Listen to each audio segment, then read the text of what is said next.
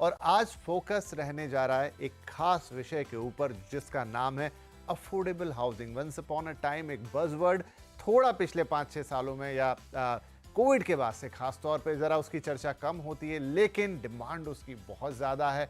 हम में से ज़्यादातर लोग इंक्लूडिंग मी एंड आप शायद हमें उसी रेंज वाले घर चाहिए। देश के ज़्यादातर लोगों को उसी रेंज के यानी अफोर्डेबल घर चाहिए, इसीलिए इस पर बात करना बहुत ज़रूरी हो जाती है। मार्केट इस समय बज़ कर रहा है, उसके पीछे आप जानते हैं कई कार्यक्रम हम कर चुके हैं कि जो असल फोर्स है वो थोड़ी अपर हैंड या लग्जरी हाउसिंग है, लेकिन अफोर्डेबल हाउसिंग इस दौरान कहाँ गई? उसकी चर्चा इतनी हुई लेकिन वो अब इतनी कम क्यों हो गई, चर्चा में भी और शायद ऑन ग्राउंड भी। तो हाल ही में एक रिपोर्ट आई है और वो रिपोर्ट है नाइट फ्रैंक इंडिया की तरफ से। उसमें कुछ बड़े हाइलाइटर्स आए हैं और रिपोर्ट भी प्रस्तुत की गई नरेटको के कन्वेंशन में, जो कि देश भर के डेवलपर्स का समूह है। क्या कहती है रिपोर्ट, पहले वो चंद पॉइंटर्स आपको बताते हैं, उसके बाद उस पर खुलकर बातचीत करेंगे। तो देखिए, रिपोर्ट कहती है कि अफोर्डेबल हाउसिंग में जो है वो बड़ा गैप है। कैसे? नंबर्स देख लीजिए, करीब करीब 90 लाख मकानों की कमी तो आज ही है डिमांड के मुताबिक, और 2030 की ये बात करती है रिपोर्ट, 3 करोड़ घर चाहिए होंगे जो बन नहीं रहे। करीब करीब 80% जो मौजूदा डिमांड है वो ईडब्ल्यूएस या एलआईजी से यानी अफोर्डेबल सेगमेंट से आती है। एक बड़ा रीजन है कि देश में बहुत तेजी से जो है अर्बनाइजेशन यानी शहरीकरण हो रहा है। लोग छोटे कस्बों को या गांवों को छोड़ के शहरों में आ रहे हैं। हाँ, टीयर 1, टीयर 2, टीयर 3 तीनों में लोगों का आना जारी है, लेकिन उन्हें चाहिए थोड़े अफोर्डेबल घर। अब अफोर्डेबल की डेफिनेशन भी बड़ी लंबी चौड़ी है, उस पर भी बातचीत करेंगे, लेकिन फिलहाल अफोर्डेबल आप और हम सब जानते हैं। अच्छा, एक और फिगर ये रिपोर्ट बताती है वो सप्लाई डिमांड में जो थोड़ा सा असंतुलन है। रेशियो में थोड़ा गणित में बात करती है। 2019 में रेशियो 1 से ऊपर था, अब वो रेशियो 0.36 हो गया है। सरल भाषा में कहूं, 1/3, यानी पहले अगर 100 घर बन रहे थे तो अब वो 30-35 घर बन रहे हैं, यानी इतना गैप आ गया है। और जो अफोर्डेबल हाउसिंग का जो शेयर है 2025 में, यानी जो सेल्स के हिसाब से नंबर आते हैं, सिर्फ घट के 17% पर रह गया है। नए लॉन्चेस 1/3, जैसा मैंने आपको बताया। तो कुल मिला के डिमांड के मुकाबले सप्लाई काफी कम है। अब जब सप्लाई कम होगी तो सेल्स भी जाहिर तौर पर कम आएगी। तो जिस चीज की डिमांड इतनी ज्यादा है, 80% लोग जिसको चाहते हैं, आखिर वो बाजार में उपलब्ध क्यों नहीं है? क्या कारण है उसके पीछे? क्या डेवलपर उसे बनाना नहीं चाहते? नहीं बनाना चाहते तो उनके अपने तर्क क्या हैं? ये रिपोर्ट और ज्यादा उस पर क्या हाईलाइट करती है, सारी बातें करेंगे। और इसके लिए आज हमारे साथ 2 खास मेहमान स्टूडियो में ही मौजूद हैं। अक्सर एक मेहमान स्टूडियो में होते हैं, एक बाहर होते हैं, लेकिन आज हमने सबको ही बुला लिया। तो स्वागत करते हैं हमारे साथ गुलाम जिया साहब है, जो कि सीनियर ईडी है नाइट फ्रैंक इंडिया के और रिपोर्ट के रचनाकार हैं, और साथ में हैं हमारे साथ राजन बांदेलकर साहब, जो कि रौनक ग्रुप के चेयरमैन हैं, एमडी भी हैं, और साथ में वाइस चेयरमैन हैं नरेटको के, यानी देश के तमाम डेवलपर्स हैं, उन्हें आप रिप्रेजेंट करते हैं। तो आप दोनों का ही स्टूडियो में बहुत बहुत स्वागत है। तो चूंकि रिपोर्ट की मैंने कुछ एक पॉइंटर्स बताए, गुलाम साहब आपसे ही शुरू करता हूं। ये तो गणित है जो आपने दे दिया इसके अंदर, लेकिन ये गणित जो निकल कर आया है ये पिछले 4-5 साल का एक कहानी कहता है। उसके पहले आप, हम, राजन साहब बहुत सारी बातें करते थे बैठकर अफोर्डेबल हाउसिंग के बारे में, और बातें करते भी नहीं थे, नंबर्स भी आते थे, पीएमएवाई की चर्चा होती थी, लेकिन पोस्ट कोविड जैसे सब कहीं खो सा गया, क्यों? सबसे पहले तो शुक्रिया अदा करूंगा आपका कि आप हमेशा की तरह आपने हमें दोबारा याद किया। आपके इस कीमती प्लेटफॉर्म पर हमेशा लुत्फ़ आता है आपके साथ गुफ्तगू करते हुए।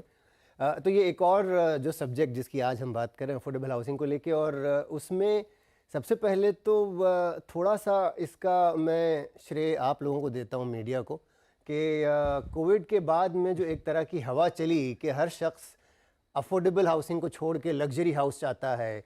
हर शख्स जो पहले एक मकान 1 BHK में रहता था अब 2 BHK चाहता है।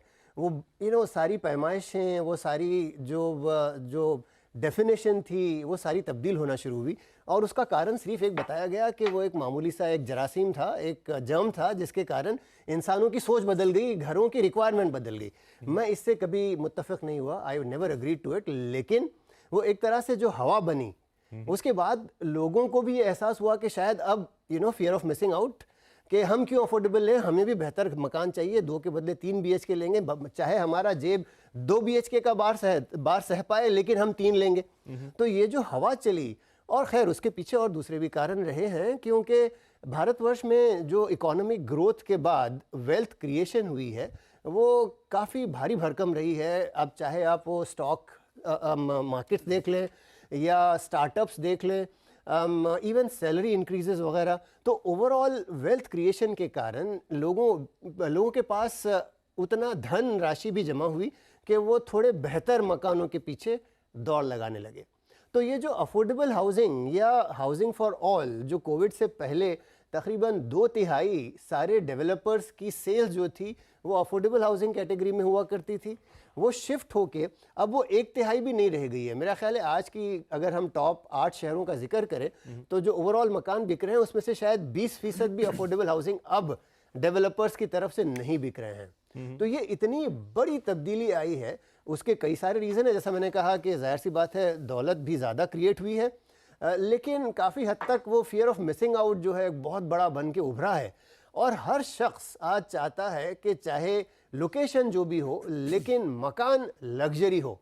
तो मकान और लग्जरी ये दो आपस में इंटरचेंजेबल वर्ड्स बन चुके हैं कि अगर आप मकान ले रहे हो तो लग्जरी मकान ही हो, वरना मकान का तस्वुर ख़त्म हो गया है। तो इन चीज़ों में तब्दीली आनी अवश्य है, लेकिन चूंकि हम सिर्फ आज के माहौल की बात कर रहे हैं, शायद ये अगला सवाल आपका होगा जिस पे हम गौर करेंगे। लेकिन ये अगर मैं समराइज़ करूं तो मसला जो है ये कहीं ना कहीं लोगों पर थ्रस्ट किया गया है, लोगों पर आयद किया गया है कि अब अगर आपको मकान चाहिए तो आपको लग्जरी ही मकान लेना होगा, क्योंकि पहली चीज़ तो हम अफोर्डेबल मकान बना ही नहीं रहे हैं और जो हैं वो लग्जरी होगा। तो ये जो सारा माइंडसेट हुआ है कहीं ना कहीं आके इसमें फटीग, जिसे हम अंग्रेजी में कहते हैं थकान, वो अब आती हुई दिख रही है। तो आज हम कम से कम इस पर बात तो कर रहे हैं। नरेट को जैसे प्लेटफॉर्म पर, अजीमुशान प्लेटफॉर्म पर अगर अफोर्डेबल हाउसिंग की बात छिड़ी है तो उसका कारण ये है कि आज डेवलपर्स भी उसको रिकग्नाइज कर रहे हैं, उसे पहचान रहे हैं कि ये मसला हुआ है कि हमने लग्जरी की दौड़ में हम इस कदर आगे निकल आए कि अफोर्डेबल हाउसिंग को कहीं हमने पीछे छोड़ दिया। तो अब ज़रूरत है कि उस अफोर्डेबल हाउसिंग की दोबारा बातचीत हो, लोगों में इस चीज़ का दोबारा रुझान पैदा किया जाए, ताकि वो लोग जो आज अफोर्डेबल हाउसिंग ख़रीदना चाहते हैं वो ये ना समझें कि वो किसी से पिछड़े हुए हैं इसलिए अफोर्डेबल हाउसिंग ले रहे हैं, क्योंकि उस तरह की एक हवा निकल पड़ी है कि अगर आपको मकान चाहिए तो लग्जरी चाहिए।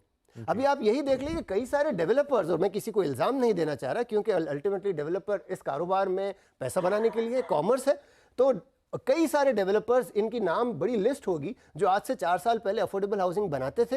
आज उन्होंने पब्लिक प्लेटफॉर्म पे कहना शुरू कर दिया कि अब हमको अफोर्डेबल हाउसिंग से कोई लेना देना नहीं है, हम सिर्फ अपर एंड लग्जरी हाउसिंग बनाना चाहते हैं। तो ये सारी चीज़ें रिकॉर्ड पर है। तो ये जो तब्दीली हुई है, बिल्कुल इसमें कोविड ने एक छोटा सा रोल प्ले किया है, लेकिन उस छोटे से रोल को मैग्नीफाई करने में हम सबका हाथ है। चलिए, ये अच्छी बात हुई, आपने शुरुआत की मीडिया के हाथ से, अंत करते करते आपने कहा हम सबका हाथ है। ठीक, चलिए राजन साहब, तो बहुत ज़्यादा तफसील से गुलाम साहब ने बताया कि क्या हुआ। अब उसमें मेरा सवाल यही है कि ठीक है, हम सबका उसमें हाथ है या मीडिया का हाथ है, लेकिन कह देने भर से क्या बात होगी। इतना बड़ा एक अमाउंट जो जीवन भर की कमाई जिसमें लग जाती है, अगर हमने कह दिया कि भाई अब तो आपको लग्जरी ही खरीदना है, लेकिन क्या वो इतनी आसानी से आदमी सोच सकता है कि चलो 2 BHK की जगह 3 खरीद लूँ, 3 की जगह 4 खरीद लूँ। हालांकि उन्होंने इसका भी जिक्र किया कि वेल्थ भी आई है, लेकिन एज ए डेवलपर ग्राउंड पर क्या आप मुझे बताएंगे, क्या आप भी उसी सेंस से काम करते हैं कि जैसी डिमांड होगी भाई मैं वैसा मार्केट बनाऊंगा, वैसी सप्लाई दूंगा? सर्वप्रथम विपिन जी, आपने बताया हम आपके प्यार मोहब्बत से स्टूडियो में आए कि हम बोले कि आपसे रूबरू कर सकते हैं, और उसमें बोले ना कि एक पे एक फ्री, तो गुलाम जिया सर भी साथ में थे। लेकिन सर, मैं गुलाम जिया सर ने बोला, गुलाम जिया सर ने ऑन रिकॉर्ड बताया, सर इसमें मकान आज भी अफोर्डेबल उतने ही बन रहे। ये आज ये लोग जो अफोर्डेबल को गिनते हैं, ये समझो अभी सरकार ने इसको 45 लाख रुपया जो पकड़ा है, आप अगर 2019 में जो 45 लाख में मकान मिल रहा था, उसी मकान की कीमत आज करीब 75-80 लाख रुपया हो गई, क्योंकि इन्फ्लेशन बढ़ा हुआ है, वो अफोर्डेबल के बाहर निकल गया। आप ये जो फिगर्स देख रहे, विद ड्यू रिस्पेक्ट टू गुलाम जिया, मैं उनको कोई चैलेंज नहीं करना चाहता हूँ। आज भी मैं बताता हूँ, रौनक ग्रुप अगर आज आप बोलो, मेरे यहाँ पर आज भी 70% 1 बेडरूम। आप लग्जरी और अफोर्डेबल किसको बोलेंगे? ये तो आज जो लग्जरी और अफोर्डेबल है ना, ये तो क्या एक मार्केटिंग टर्म हो गया। लोग जो स्टूडियो अपार्टमेंट बोलते हैं वो भी बोलते हैं कि लग्जरी में मैं बना रहा हूँ, क्योंकि मैंने उसमें तुमको एसी दे रहा हूँ, स्विमिंग पूल दे रहा हूँ, वो दे रहा हूँ। ये चीज़ों का ये मार्केटिंग स्ट्रेटेजी है। हालांकि अगर आप फिगर्स देखो, सेल्स के फिगर्स देखो, तो नो डाउट 1 बेडरूम बनाना लोगों ने कम किया, क्योंकि क्या है कि बिल्डर को उसमें कोई बेनिफिट नहीं मिलता है। मैं आपके प्लेटफॉर्म से हम तो हमेशा बोलते हैं कि अगर सरकार चाहती है, अगर हम बोलते हैं कि मेरे ख्याल से 50 साल पहले इंदिरा गांधी जी ने कहा था कि रोटी कपड़ा और मकान, रोटी कपड़े तक पहुंच गए, मकान तक तो दूर दूर तक कहीं नहीं पहुंचे थे। अपने जो प्रधानमंत्री जी नरेंद्र मोदी, इन्होंने लगाया हाउसिंग फॉर ऑल सबसे पहले। और आप मानोगे नहीं, पहले PMAY जो फर्स्ट आया था उसमें if I am not wrong Ghulam ji sir 1.2 crore मकान इन्होंने सैंक्शन किया, और वो जो मकान ऑलमोस्ट बनने तक भी आ गए। तो ये एक बहुत बड़ी अच्छी पहल थी। तो पहले तो अगर आप सोचो तो हकीकत में मकान बन रहे, वो सिर्फ वो जो बोला ना कि इसमें सरकार ने क्या करना चाहिए कि सरकार ने जो बेनिफिट है वो डेवलपर को दो, कंज्यूमर को भी देवे। आज 45 लाख अगर आपने 2019 में रखा, आज अगर आप 2025 में आ गए, 6 साल हो गए, 6 साल में जो इन्फ्लेशन हुआ, इन्फ्लेशन के हिसाब से सरकार ने उसको रेट में चेंज करना चाहिए। सरकार की हालत क्या है कि 45 लाख से अगर आप मकान 46 में गया तो उनकी GST 1 से 5% हो जाती। तो ये जो अगर जब तक सरकार इस चीज को इंपॉर्टेंस नहीं दे, उसका रीजन मैं समझाता हूं। आज हम डेवलपर है, हमको तो लैंड अफोर्डेबल बनाओ या लग्जरी बनाओ, लैंड तो वही है, लैंड कॉस्ट वही लग रही है, कंस्ट्रक्शन कॉस्ट ऑलमोस्ट सेम लग रही है।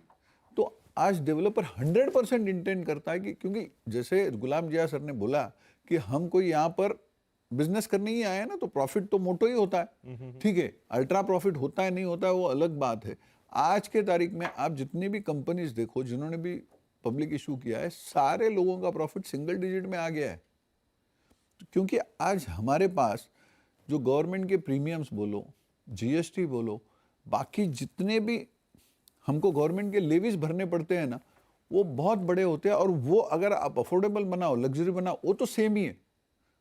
तो लग्जरी में क्या होता है, आज हमेशा लोगों को लगता है कि आज हर डेवलपर चाहता है कि मैं लग्जरी बनाऊं, इसमें कोई और गलत बात भी नहीं है, क्योंकि जो लग्जरी बिकता है इसलिए बना रहा है।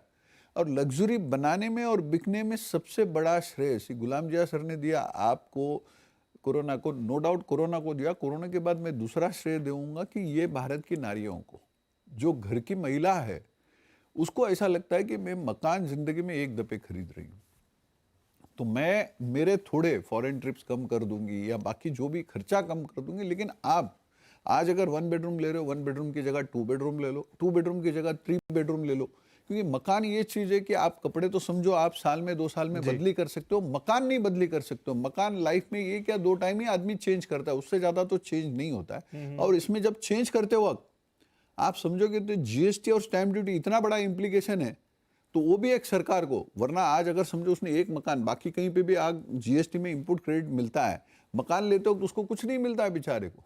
उसने एक मकान लिया और बेचा तो उसकी स्टैंप ड्यूटी और रजिस्ट्रेशन और GST उसका पूरा चले जाता है, उसको नए में वापस भरना पड़ता है। ये बहुत बड़ी समस्या है। ठीक है, तो